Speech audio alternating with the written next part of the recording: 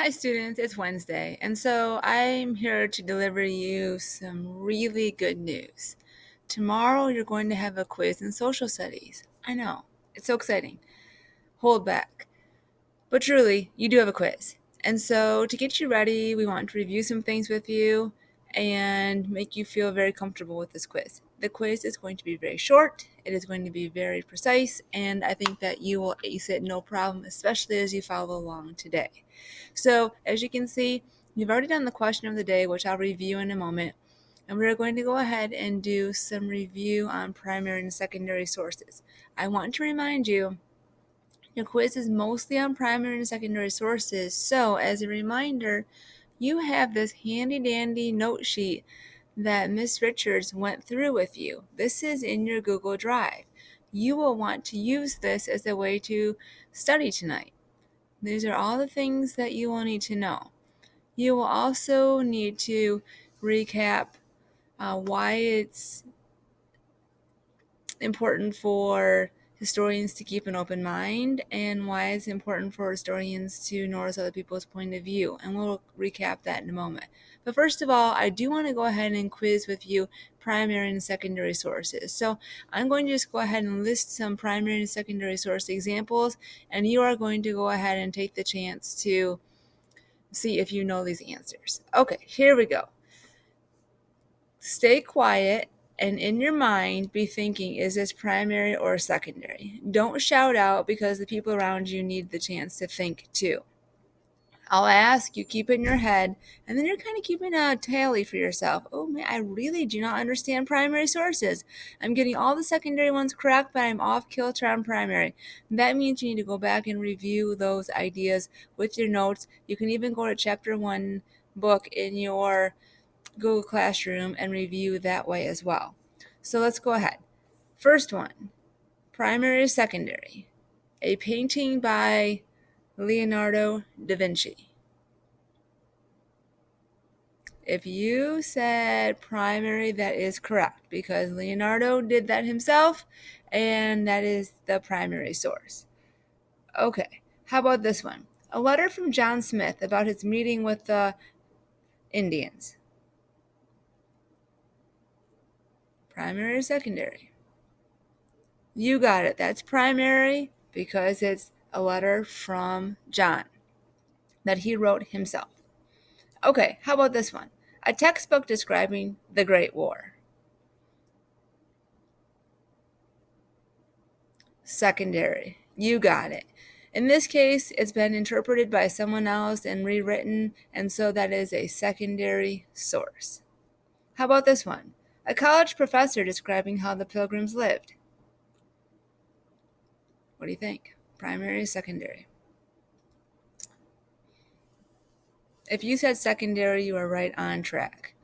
I think you're getting the idea with these. I think that they're feeling more comfortable to you. We practiced them. You have your notes. Couple more. How about this? A reporter describing his time in Iraq.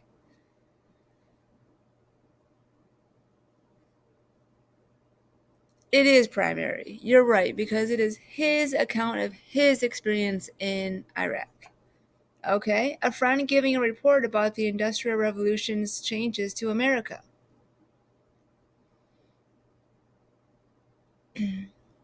That is indeed secondary. Okay, how about the movie Titanic? Everyone's seen that extremely long movie. Is that primary or secondary? That is secondary. By the way, did you see that they have a new theory as to why the Titanic may have crashed? Check that out sometime. New theory. Okay, a biography about the 16th president, Abraham Lincoln. Primary or secondary?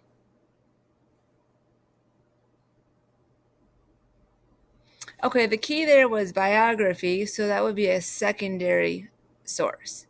How about this one? An autobiography about Bill Gates. Autobiography about Bill Gates. Primary, because he is writing it about himself. It's his account, so yes, that is primary. Okay, I think we've done enough practicing on that. You've got your notes still. Also, you can go back to the video that Miss Richards made with this. You can go back to Mr. Richards' video and review those ideas as well. Okay, we're going to go ahead and move on. The next thing on our agenda today is to watch a follow-up video about Otzi. So you can see right here, we're going to go ahead and watch this video. Your teacher will play it in just a moment. Play this link. This is what I want you to be thinking about when you watch this. Thinking again about yesterday. We all drew those pictures together with Miss Richards leading the way, and yet none of our pictures were the same. My picture was way different. You notice Miss Richards laughed at me, but I tried my best. Anyway, those pictures were all very different with the same exact directions. Applying those ideas again to this Otzi link today, I want you to notice that you have to be a detective when you are an historian. You have to be willing to look at multiple sources. You have to be willing to think of ideas in different ways and accept new ideas and new thoughts.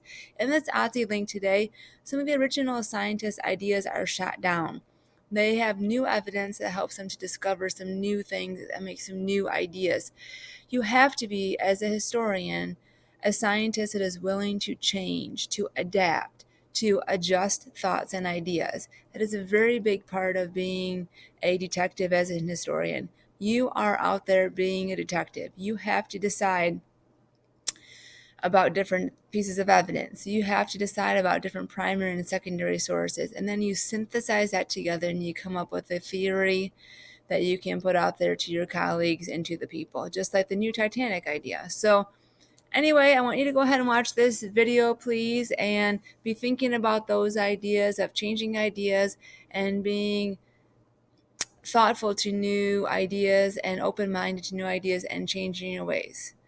And then after that, we will be continuing on with Mr. Richards and a few other things for today. Thanks, boys and girls. I hope you enjoy this video with Otzi. It is very interesting, I think.